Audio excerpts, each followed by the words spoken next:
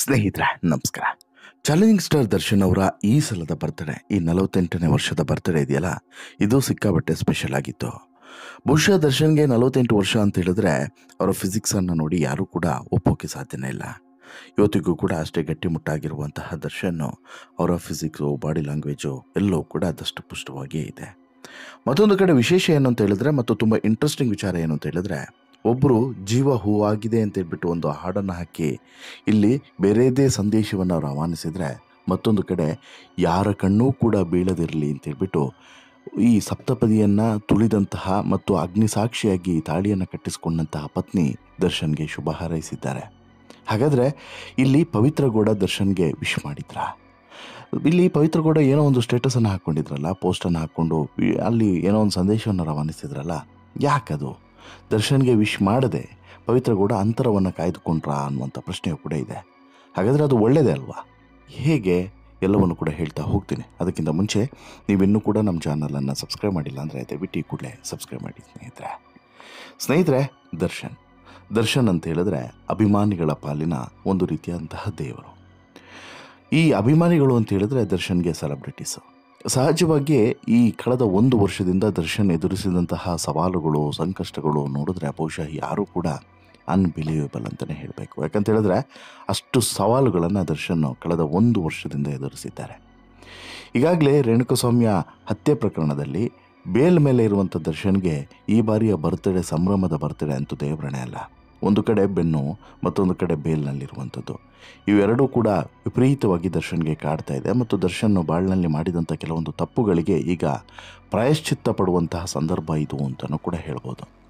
ಇದೇ ಸಂದರ್ಭದಲ್ಲಿ ಬಂದಂತಹ ಬರ್ತ್ಡೇಯಿಂದ ದರ್ಶನ್ ದೂರ ಉಳಿದಿದ್ರು. ಆರಂಭದಲ್ಲೇ ಒಂದು ಮೆಸೇಜನ್ನು ಹಾಕಿದ್ರು, ಒಂದು ವಾರದ ಹಿಂದೆನೇ ಒಂದು ವಿಡಿಯೋ ಸಂದೇಶವನ್ನು ಹಾಕಿದ್ರು. ಎಲ್ಲ ತಮ್ಮ ಸೆಲೆಬ್ರಿಟೀಸಲ್ಲಿ ಕ್ಷಮೆಯನ್ನು ಕೇಳಿದರು. ಈ ಬಾರಿಯ ಹುಟ್ಟುಹಬ್ಬಕ್ಕೆ ನಾನು ಇರೋದಿಲ್ಲ ಅನ್ನುವಂತಹ ಒಂದು ಸಂದೇಶವನ್ನು ರವಾನಿಸಿ ಯಾರೂ ಕೂಡ ಮನೆ ಹತ್ರ ಬರೋಕ್ಕೆ ಹೋಗಬೇಡಿ, ನೀವು ಎಲ್ಲಿದ್ದೀರೋ ಅಲ್ಲಿಂದನೇ ನನಗೆ ಹಾರೈಕೆಯನ್ನು ತಿಳಿಸಿ ಸಾಕು, ಅಷ್ಟೇ ಸಾಕು ಅನ್ನುವಂತಹ ಮನವಿಯನ್ನು ಮಾಡ್ಕೊಂಡಿದ್ರು. ಇದರ ನಡುವೆನೂ ಕೂಡ ಒಂದು ಸಿಂಪಲ್ ಆದಂಥ ಬರ್ತ್ಡೇ ಸೆಲೆಬ್ರೇಷನ್ ದರ್ಶನ್ ಅವರ ಮನೆಯಲ್ಲಿ ಮೊನ್ನೆ ರಾತ್ರಿನೇ ನಡೆದು ಬಿಟ್ಟಿತ್ತು. ದರ್ಶನ್ ಅವರಿಗೆ ಮಧ್ಯರಾತ್ರಿ ಕೇಕನ್ನು ಕಟ್ ಮಾಡಿ ವಿಶನ್ನು ಮಾಡಿದರು. ಪತ್ನಿ ವಿಜಯಲಕ್ಷ್ಮಿಯಿಂದ ಹಿಡಿದು ತಮ್ಮ ಆಪ್ತ ಬಳಗ, ದರ್ಶನ್ ಅವರ ಆಪ್ತ ಬಳಗವಷ್ಟೇ ಇಲ್ಲಿ ಸೇರಿತ್ತು ಅನ್ನೋದನ್ನು ಗಮನಿಸಬೇಕು.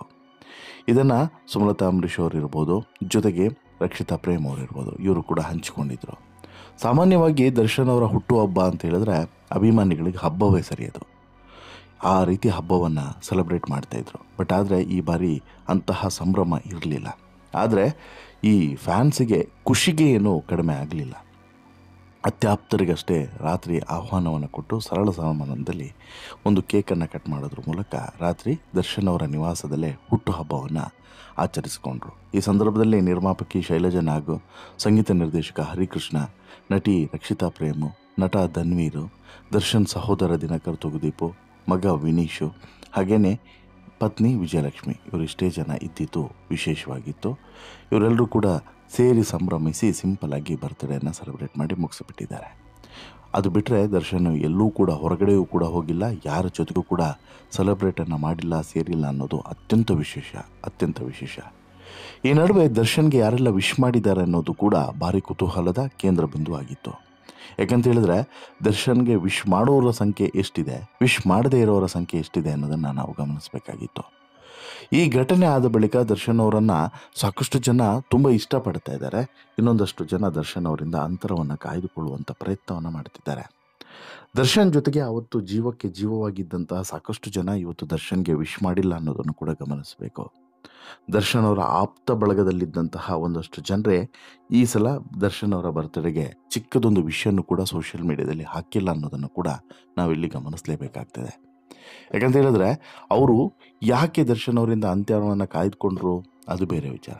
ಆದರೆ ಒಂದು ಭಾವನಾತ್ಮಕ ಕ್ಷಣ, ಅಥವಾ ಇಷ್ಟು ವರ್ಷಗಳ ಕಾಲ ದರ್ಶನ್ ನಮ್ಮ ಜೊತೆಗೆ ಇದ್ರೂ ಅನ್ನೋಂಥ ಕಾರಣಕ್ಕಾದರೂ ವಿಶ್ ಮಾಡ್ಬೋದಾಗಿತ್ತು. ಬಟ್ ಮಾಡಲಿಲ್ಲ, ಯಾರೂ ಕೂಡ ಮಾಡಲಿಲ್ಲ, ಸತ್ಯ. ಅದಕ್ಕೆ ಫಾರ್ ಎಕ್ಸಾಂಪಲ್ ಸುಜನ್ ಲೋಕೇಶ್ ಆಗಿರ್ಬೋದು, ಅಥವಾ ಇನ್ನಿತರರು ಯಾರೇ ಆಗಿರ್ಬೋದು, ಯಾರೂ ಕೂಡ ವಿಶ್ ಮಾಡಲಿಲ್ಲ. ಬಟ್ ದರ್ಶನ್ ಜೊತೆಗೆ ಇವತ್ತಿಗೂ ಕೂಡ ಬೆನ್ನಿಗೆ ನಿಂತಿರುವಂಥ ಒಂದಷ್ಟು ಜನ ಮಾತ್ರ ತಪ್ಪದೆ ದರ್ಶನ್ಗೆ ವಿಷಯನ್ನು ತಿಳಿಸಿದ್ರು ಅನ್ನೋದು 100% ಸತ್ಯ. ಅದೇನೇ ಇದ್ರೂ ಕೂಡ ಈಗ ಮತ್ತೊಂದು ಭಾಗವಾಗಿ ಈ ಇಬ್ಬರ ವಿಷಯ ಬಗ್ಗೆ ತುಂಬ ಮಾತುಗಳು ಬರ್ತಾ ಇದ್ದಾವೆ, ತುಂಬ ಚರ್ಚೆಗಳು ಕೂಡ ಆಗ್ತಿದ್ದಾವೆ. ಏನದು? ಒಂದು ವಿಚಾರ, ಒಂದು ವಿಜಯಲಕ್ಷ್ಮಿ ಮಾಡಿದಂತಹ ಬರ್ತ್ಡೇ ವಿಶೇಷ ಅದರ ವಿಚಾರ, ಮತ್ತೊಂದು ಕಡೆ ಪವಿತ್ರ ಗೌಡ ವಿಶ್ ಮಾಡಿದ್ರಾ ಇಲ್ವಾ ಅನ್ನೋಂಥದ್ದು ಮತ್ತೊಂದು ವಿಚಾರ. ಈ ಎರಡು ವಿಚಾರಗಳ ಬಗ್ಗೆ ಭಾರಿ ಚರ್ಚೆಗಳು ನಡೀತಾ ಇದ್ದಾವೆ. ಇದರ ಬಗ್ಗೆ ಬೇರೆ ಬೇರೆ ರೀತಿಯಾದಂಥ ಆಯಾಮಗಳಲ್ಲಿ ಸೋಷಿಯಲ್ ಮೀಡಿಯಾದಲ್ಲಿ ನೋಡುವಂಥ ಪ್ರಯತ್ನ ಮತ್ತು ಚರ್ಚೆ ಮಾಡುವಂಥ ಪ್ರಯತ್ನಗಳು ಕೂಡ ಈಗ ನಡೀತಾ ಇದ್ದಾವೆ. ಈಗಾಗಲೇ ನಿಮಗೆ ಗೊತ್ತಿರೋ ಹಾಗೆ ವಿಜಯಲಕ್ಷ್ಮಿ ದರ್ಶನ್ ಅವರಂತೂ ದರ್ಶನ್ ಅವರ ಬೆನ್ನನ್ನೇ ಬಿಡ್ತಾ ಇಲ್ಲ. ಒಂದು ರೀತಿಯಲ್ಲಿ 7 ಸುತ್ತಿನ ಕೋಟೆಯನ್ನು ನಿರ್ಮಾಣ ಮಾಡಿಬಿಟ್ಟಿದ್ದಾರೆ. ದರ್ಶನ್ ಅವರ ಬರ್ತ್ಡೇಗೆ ಒಂದು ದಿನ ಮುಂಚೆನೇ ವಿಶೇಷವಾದಂಥ CDPಯನ್ನು ರೆಡಿ ಮಾಡಿದರು. ಅಂದರೆ ಒಂದು ಕಾಮನ್ ಆದಂತಹ DPಯನ್ನು ರೆಡಿ ಮಾಡಿದರು. ಅದನ್ನು ಎಲ್ಲ ಕಡೆ ಕೂಡ ಹಂಚಿಕೊಳ್ಳುವಂತೆ, ಶೇರ್ ಮಾಡುವಂತೆಯೂ ಕೂಡ ಮನವಿಯನ್ನು ಮಾಡಿಕೊಂಡಿದ್ದರು ಹಿಂದಿನ ದಿನ ರಾತ್ರಿ. ಅದಕ್ಕೆ ಪೂರಕವಾಗಿ ಎಲ್ಲರೂ ಕೂಡ ನಿನ್ನೆ ಫೆಬ್ರವರಿ 16ನೇ ತಾರೀಕು ಎಲ್ಲರೂ ಕೂಡ ತಮ್ಮ ಸ್ಟೇಟಸ್ನಲ್ಲಿ DPಯಲ್ಲಿ ಇದನ್ನು ಹಾಕ್ಕೊಂಡಿದ್ದು ವಿಶೇಷವಾಗಿತ್ತು ದರ್ಶನ್ ಫ್ಯಾನ್ಸು. ಇದಾದ ಬಳಿಕ ಮಧ್ಯರಾತ್ರಿ ಸಿಂಪಲಾಗಿ ಕೇಕನ್ನು ಕಟ್ ಮಾಡಿ ವಿಷಯನ್ನು ತಿಳಿಸಿದರು ಯಾರು, ವಿಜಯಲಕ್ಷ್ಮಿ ಅವರ ಸಾರಥ್ಯದಲ್ಲಿ. ಇದಾದ ಬಳಿಕ ವಿಜಯಲಕ್ಷ್ಮಿ ಅವರು ಒಂದು 3 ಸ್ಟೇಟಸನ್ನು ಹಾಕ್ಕೊಳ್ತಾರೆ. ಇನ್ಸ್ಟಾಗ್ರಾಮ್ನಲ್ಲಿ 3 ಫೋಟೋಸ್ಗಳನ್ನು ಹಾಕಿಕೊಳ್ತಾರೆ. ಅದರಲ್ಲಿ ಒಂದೊಂದರಲ್ಲೂ ಕೂಡ ಒಂದೊಂದು ಸಂದೇಶವನ್ನು ರವಾನಿಸ್ತಾರೆ. ಆ ಸಂದೇಶಗಳು ತುಂಬ ವಿಶೇಷವಾಗಿತ್ತು ಅನ್ನೋದನ್ನು ಗಮನಿಸಲೇಬೇಕು. ಯಾಕಂತ ಹೇಳಿದ್ರೆ ಇಲ್ಲಿ ವಿಜಯಲಕ್ಷ್ಮಿ ಅವರು ಹಾಕುವಂಥ ಪ್ರತಿಯೊಂದು ಪೋಸ್ಟ್ನ ಹಿಂದೆ ಸಾಕಷ್ಟು ಉದ್ದೇಶಗಳಿರ್ತವೆ ಅನ್ನೋದರಲ್ಲಿ ಡೌಟ್ ಇಲ್ಲ. ಅದೇ ರೀತಿ ಇಲ್ಲಿ ವಿಜಯಲಕ್ಷ್ಮಿ ಶೇರ್ ಮಾಡಿಕೊಂಡಿರುವಂತಹ ಪೋಸ್ಟ್ನಲ್ಲೂ ಕೂಡ ಸಾಕಷ್ಟು ವಿಶೇಷತೆಗಳು ಇದ್ದವು. ಒಂದರಲ್ಲಿ ದರ್ಶನ್ ಅವರ ಮೇಲೆ ಯಾವ ಕಣ್ಣು ಕೂಡ ಬೀಳದೆ ಇರಲಿ ಎನ್ನುವಂಥದ್ದು ವಿಶೇಷವಾಗಿತ್ತು. ಹಾಗೆಯೇ ಮಗ ಹಾಗೂ ಪತಿ ಇಬ್ಬರು ಕೂಡ ಜೊತೆಗಿರುವಂಥ ಫೋಟೋವನ್ನು ಕೂಡ ಹಾಕ್ಕೊಂಡಿದ್ರು. ಗಂಡನ ಹುಟ್ಟುಹಬ್ಬ ಅಂತ ಹೇಳಿದ್ರೆ ಪತ್ನಿಗೆ ಸಂಭ್ರಮ ಅಲ್ವಾ?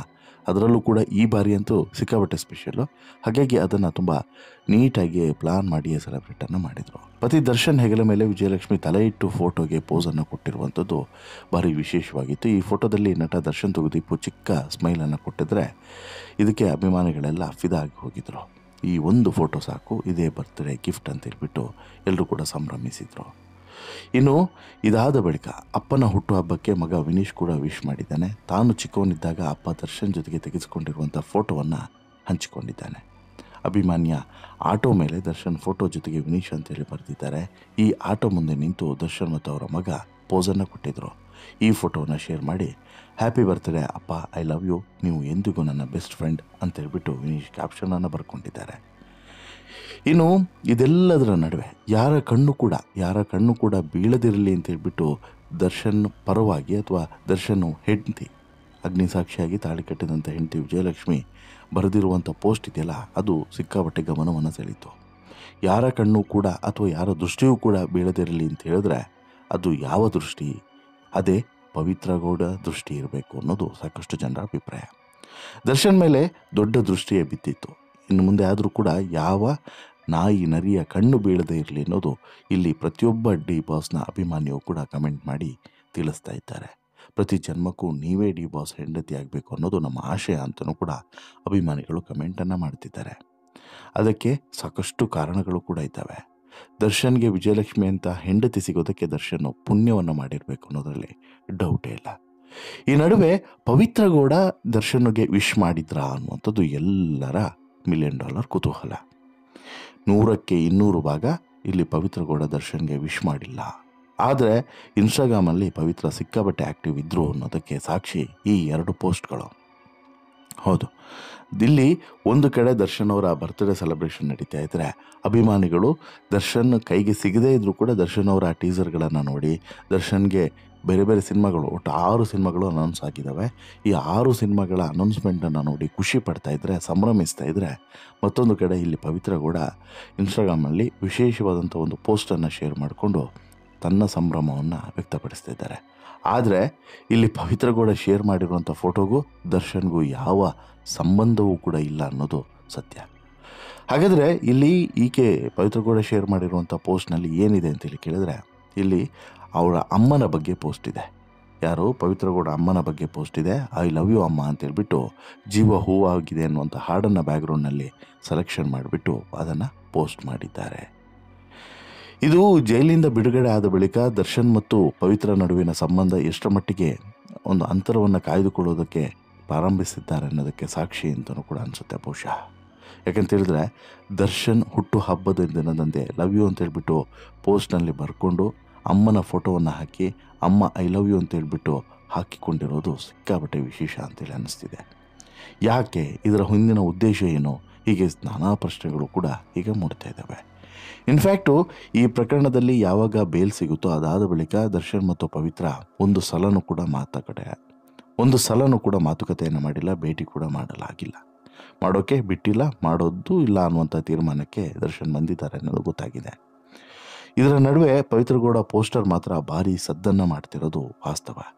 ಪವಿತ್ರಗೌಡ ಪೋಸ್ಟರ್ ಯಾಕೆ, ಇದರ ಹಿಂದಿನ ಉದ್ದೇಶ ಏನು, ಅವರ ಅಮ್ಮನ ಜೊತೆಗಿನ ರೀಲ್ಸನ್ನು ಶೇರ್ ಮಾಡಿರುವಂತಹ ಕಾರಣ ಏನು, ಜೀವ ಹೂವಾಗಿದೆ ಅನ್ನುವಂಥ ಹಾಡಿಗೆ ತಮ್ಮ ಫೋಟೋಗಳನ್ನು ಎಡಿಟ್ ಮಾಡಿ ಪೋಸ್ಟರ್ ರೆಡಿ ಮಾಡಿದಂಥ ಉದ್ದೇಶ ಏನು, ಇದನ್ನು ಇನ್ಸ್ಟಾಗ್ರಾಮ್ನಲ್ಲಿ ಹಂಚಿಕೊಂಡಂತಹ ಅಸಲಿ ಕಾರಣ ಏನು, ಹೀಗೆ ಸಾಕಷ್ಟು ವಿಚಾರಗಳು ಈಗ ಆ ಕಡೆ ಈ ಕಡೆ ಕುಸುಕುಸು ಚರ್ಚೆಗಳು ಎಲ್ಲವೂ ಕೂಡ ನಡೀತಿದ್ದಾವೆ. ಒಂದಷ್ಟು ಜನ ಒಳ್ಳೇದಾಯಿತು ಬಿಡಿ ಅಂತಲೂ ಕೂಡ ಹೇಳ್ತಿದ್ದಾರೆ. ಯಾಕಂತ ಹೇಳಿದ್ರೆ ಇಲ್ಲಿ ದರ್ಶನ್ಗೆ ಇವತ್ತು ಈ ಪರಿಸ್ಥಿತಿ ಬರೋದಕ್ಕೆ ಕಾರಣ ಪವಿತ್ರ ಅನ್ನೋದರಲ್ಲಿ ಡೌಟ್ ಇಲ್ಲ. ಹಾಗಾಗಿ ದರ್ಶನ್ದ ಪವಿತ್ರ ಅಂತರವನ್ನು ಕಾಯ್ದುಕೊಂಡ್ರೆ ಒಳ್ಳೇದಾಯಿತು, ಇದರಿಂದ ದರ್ಶನ್ಗೆ ಏನೂ ಕೂಡ ಸಮಸ್ಯೆ ಆಗೋದಿಲ್ಲ ಅನ್ನೋದು ಕೆಲವರ ಅಭಿಪ್ರಾಯ. ಆದರೆ ಇದರ ಹಿಂದೆ ಬೇರೆಯದೇ ಏನೋ ಲೆಕ್ಕಾಚಾರ ಇರಬೇಕು ಅನ್ನೋದು ಕೂಡ ಇನ್ನು ಕೆಲವರ ಲೆಕ್ಕಾಚಾರ. ಅದೇನೇ ಇದ್ರೂ ಕೂಡ ದರ್ಶನ್ಗೆ ಹಿಡಿದಿರುವಂತಹ ಶನಿ ಅತಿ ಬೇಗ ಎಲ್ಲವೂ ಕೂಡ ಬಿಟ್ಟು ಹೋಗಲಿ, ದರ್ಶನ್ ಮುಂಚೆಯ ರೀತಿಯ ಬದುಕುವಂತಾಗಲಿ ಅನ್ನೋಂಥದ್ದು ದರ್ಶನ್ ಅಭಿಮಾನಿಗಳ ಆಶಯ ಮತ್ತು ಹಾರೈಕೆ. ನಿಮ್ಮ ಹಾರೈಕೆ ಏನು ಸ್ನೇಹಿತರೆ? ಹಾಗೆಯೇ ಇಲ್ಲಿ ಪವಿತ್ರ ಮತ್ತು ಇಲ್ಲಿ ಉಳಿದಂಥ ಕೆಲವು ಸ್ನೇಹಿತರು ವಿಶ್ ಮಾಡದೇ ಇರೋದ್ರ ಬಗ್ಗೆ ನಿಮಗೆ ಏನು ಅನಿಸುತ್ತೆ? ದಯವಿಟ್ಟು ನಿಮ್ಮ ಅಭಿಪ್ರಾಯವನ್ನು ಕಮೆಂಟ್ ಮಾಡಿ ತಿಳಿಸಿ. ಜೊತೆಗೆ ಈ ಸ್ಟೋರಿ ಇಷ್ಟ ಆಯಿತು ಅಂತ ಹೇಳಿದ್ರೆ ಲೈಕ್ ಮಾಡಿ, ಶೇರ್ ಮಾಡಿ, ಚಾನಲ್ಗೆ ಸಬ್ಸ್ಕ್ರೈಬ್ ಆಗೋದನ್ನು ಮರಿಬೇಡಿ. ಧನ್ಯವಾದ.